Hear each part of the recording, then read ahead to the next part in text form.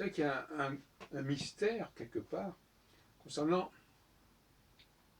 le fait qu'on arrive à distinguer les œuvres originales des œuvres qui ne sont que des copies ou des imitations. Ce qui explique que finalement, la postérité ne garde pas en mémoire les œuvres qui ne sont que des copies. Et il faudrait essayer de comprendre pourquoi il en est ainsi et comment on arrive justement à évacuer des œuvres qui ne sont pas réellement originales et donc originelles. J'ai cherché pendant un certain temps et finalement ce sont mes études linguistiques qui m'ont mis sur la voie. Quand j'ai comparé les emprunts, quand j'ai étudié les questions des emprunts de l'anglais au français, j'ai signalé dans de nombreux cas les malentendus, les barbarismes, les erreurs de compréhension de la langue française par l'emprunteur anglais. Et à partir de là, il devient clair que l'imitateur n'emprunte jamais correctement ce qu'il imite. Il n'en emprunte que des fragments, que des éléments, et souvent il ne capte pas la véritable organisation de l'œuvre, qui fait toute sa puissance.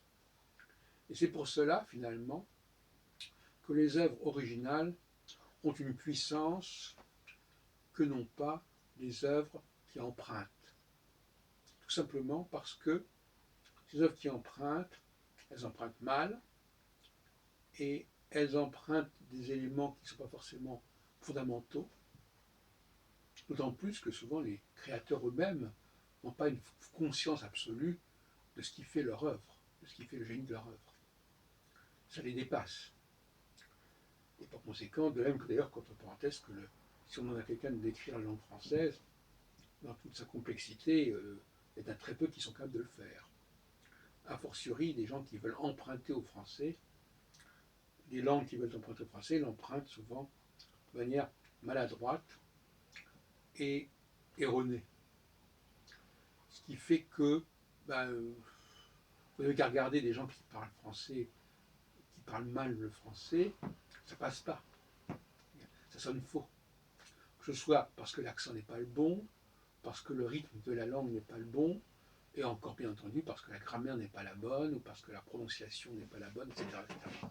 Donc il y a des tas d'écueils en réalité sur lesquels va trébucher l'emprunteur. Et c'est ce qui fait, ce qui va condamner en quelque sorte son travail. Parce que finalement, ça n'existera que par référence à l'œuvre dont elle est issue. Ça ne sera qu'une pâle imitation, comme on dit, ou une caricature, et par conséquent, ça ne passera pas. Et ça ne passera pas à la postérité, surtout. Voyez-vous, je vous dis ça parce qu'il me paraissait important de le préciser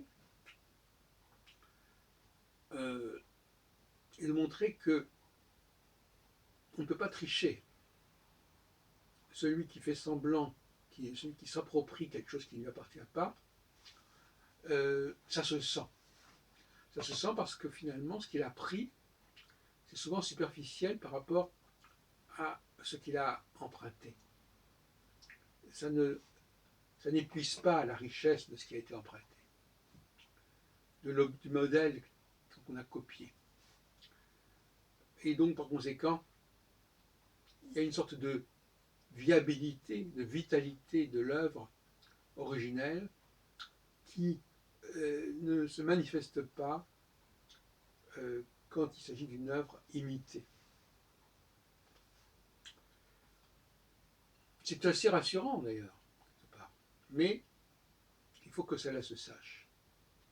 Il faudrait faire plus de travaux là-dessus d'ailleurs, à savoir montrer que l'imitateur a emprunté certains éléments, a récupéré certains points, mais que finalement il n'est pas entré pleinement dans l'œuvre, il n'a pas capté la véritable articulation, la véritable organisation.